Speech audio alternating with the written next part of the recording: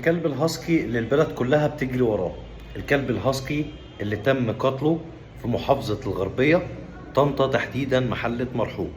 الكلب ده عض ناس، يقال انه عض ناس، وانا في فيديو شفته 19 ثانية، وفي نعجة بتجري منه، خروف بيجري منه، وتقريبا اتعرض للهجوم منه، وشفت ولد الكلب بينط بيهجم عليه وبيحاول يعضه، ويقال ان هو عض ناس كتير.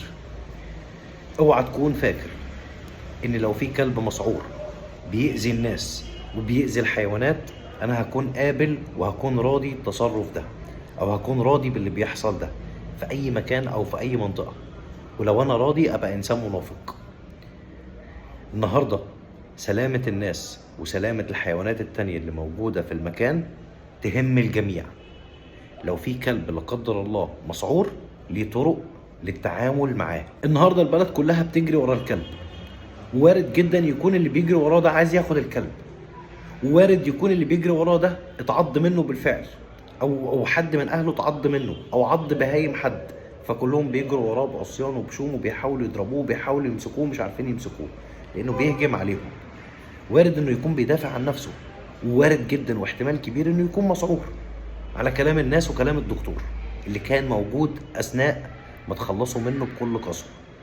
النهارده حضرتك دكتور ولقيت ان الكلب تم السيطره عليه وتم ربطه، ليه حضرتك ما خدتش الكلب تحفظت عليه وحجزته عشان خاطر تتاكد هو عنده سعار ولا لا؟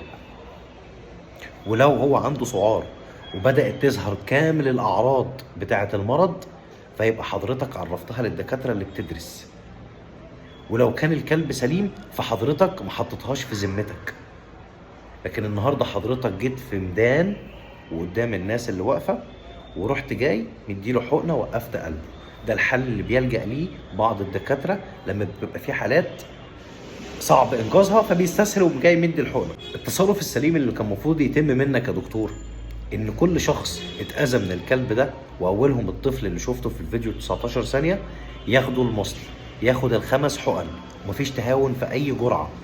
ولو في حيوان ومنهم الخروف اللي احنا شفناه اتعض منه، نفس الكلام، الحيوان اللي اتعض من الكلب ياخد المصل، تحسبا ان ممكن يكون احتمال يكون الكلب فعلا مسعور.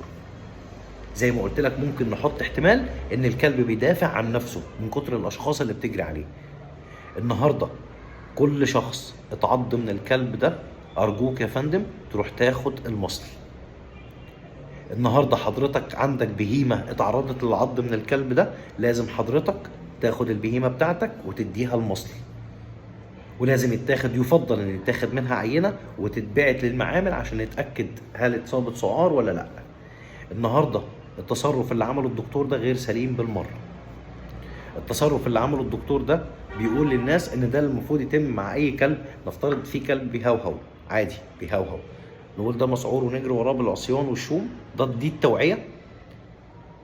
ولنفترض النهارده اي تصرف ايا كان، كلبه والده بتدافع عن عيالها، نقول الكلبه دي مسعوره نتخلص منها ونتخلص من عيالها؟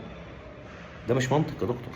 سلامه الناس اولا، وسلامه الحيوانات التانيه ثانيا، وسلامه الضحيه اللي اتقضى عليها ثالثا. النهارده كان المفروض تحتجز الكلب. كل الناس بتقول الكلب مسعور، كل الناس بتقول الكلب عض فينا، وكل الناس دي انا مصدقك، وفي منهم اللي انا شفته بعيني في الفيديو. ولكن الكلب ده هيطلع يدافع عن نفسه؟ مش هيدافع عن نفسه. الطريقه اللي تعامل بيها اهل المنطقه والدكتور مع الكلب غير انسانيه بالمره. الكلب كان المفروض يتحجز ونتاكد عنده سعار ولا لا، وكده كده كان 7-6 ايام وهيموت. لما بنقول للناس يا جماعه الخير، الكلاب اللي تحت بيتك، ال5-6 كلاب اللي تحت بيتك، نعقمهم ونطعمهم تطعيم ضد السعار. ليه؟ لمصلحتك، عشان لو جه كلب عنده سعار او مصاب سعار داخل المنطقه، الكلاب اللي انت معقمها واللي انت مطعمها تطعيم ضد السعار هتحافظ عن المكان وتطرد الحاله المصابه بره المنطقه.